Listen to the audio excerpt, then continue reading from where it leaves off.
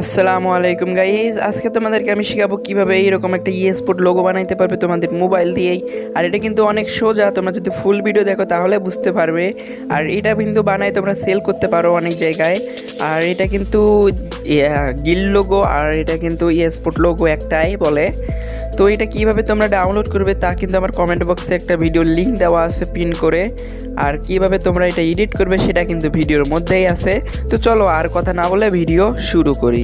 আর একটি কথা, ডিসক্রিপশন বক্সে কিন্তু প্যাক লিঙ্ক দেওয়া আছে, তোমরা ওখান থেকে ডাউনলোড করবে।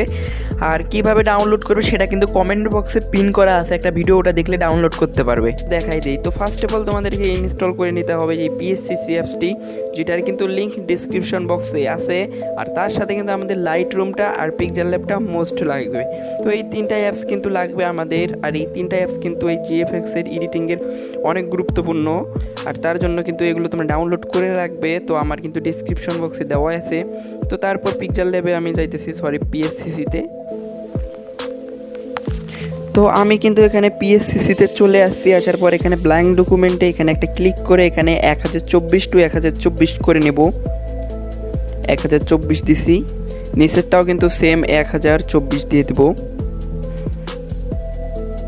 তো 1024 দিয়ে কিন্তু এরকম একটা আমাদের লেয়ার এসে যাবে। তো এখান থেকে তোমরা দেখতে পারো নিচে আর একটি লেয়ার আছে, জাস্ট এখানে একটা ক্লিক করে এখানে প্লাস থেকে আমাদের যেই কাঙ্ক্ষিত মনোগ্রাম টেক্সটটা আসলো সেটা কিন্তু এখানে অ্যাড করব। তো আমি কিন্তু এখানে রাখছি, তোমাদের কিন্তু প্যাকের মধ্যে আছে। তো এটা এখানে অ্যাড করব। অ্যাড করার পর এটা জাস্ট আমি রোটেট করে দেখাইতেছি। ওয়েট, তো আমি এখানে কিন্তু এটা অ্যাড করে নিছি। তো নেওয়ার পর এখন নিচের যেই লেয়ারটা আছে দেখো এই নিচে, তো এখানে একটা ক্লিক করে সিলেক্ট পিক্সেল করে এটা জাস্ট একটু গাঢ় টাইপের করে দেবো, যেন তোমাদের দেখতে অনেক সুবিধা হয়। তো এটা এরকম টাইপের আমি করে দিছি। দেওয়ার পর এখন জাস্ট এখানে গ্রেডিয়েন্ট দেব। তো তার আগে কিন্তু এখানে আমি এইগুলো যেগুলো টেক্সট আছে সেগুলো এখান থেকে আলাদা করে নেব। তো এইভাবে যদি আমি লেয়ার বানাই তাহলে এটা কিন্তু আলাদা হয়ে যাবে। দেখো এখান থেকে লেয়ার সিলেকশন, তারপরে এটাইতে এসে এখানে ক্লিয়ার করে দিলাম। দেওয়ার পর এখন উপরে আর নিচে একটা হলো, তারপর আবার এই সাইডে গিয়ে মধ্যে একটা করে নেব। তো তার জন্য মধ্যেও কিন্তু এরকম একটা লেয়ার নিয়ে নিছি, তারপর উপরেরটায় গিয়ে যাওয়া নিচেরটাতে গিয়ে আবার ডিলিট করে দেবো।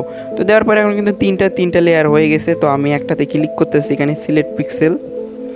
তো সিলেক্ট পিক্সেল কিন্তু এখানে করে নিছি। নেওয়ার পর অ্যান্ডে গিয়ে এখানে গ্রেডিয়েন্ট আছে, তো গ্রেডিয়েন্টে চলে আসবো। তো গ্রেডিয়েন্টে আসার পর কিন্তু এখানে অনেক গ্রেডিয়েন্ট আছে। তো এখানে জাস্ট আমি একটা ক্লিক যদি করি তাহলে দেখতে পারো এটা কিন্তু রেড গ্রেডিয়েন্ট আছে একটা। আমি জাস্ট রেডটা দেবো না, আমি এখানে দেখো এইটা আছে যেটা, এইটা দিয়ে দেবো। তো এখানে আমি রেড দিলাম না, রেড না দিয়ে এখানে তোমরা এরকম একটা কালার দেখতে পারো, এই যে এইটা। তো আমি এটা কিন্তু দিছি। আর গ্রেডিয়েন্টটা তোমরা যদি একটু লক্ষ্য করে দেখো ঠিকভাবে এইরকম কিছুটা হবে। তো হওয়ার পর আমি এটা ওকে করে দিলাম। দেওয়ার পর আবার সিলেকশনে গেলাম, যাওয়ার পর এখানে দেখো ট্রান্সফর্ম আছে একটা। তো এখানে জাস্ট একটা ক্লিক করে এখানে এক্সপেন্ড আছে, এটা জাস্ট এখান থেকে মাইনাস, এখানে একটা ক্লিক করে -5 করে দিলাম।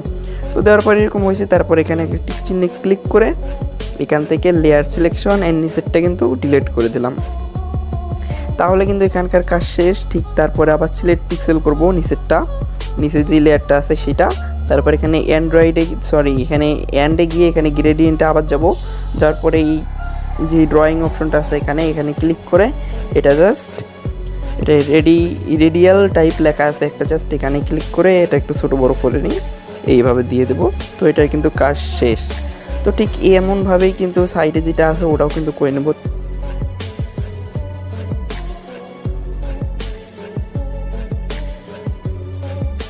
ডাউন করবো তার আগে নিচে যে আমার লেয়ারটা আছে এটা জাস্ট এখান থেকে ডিলিট করে দেবো।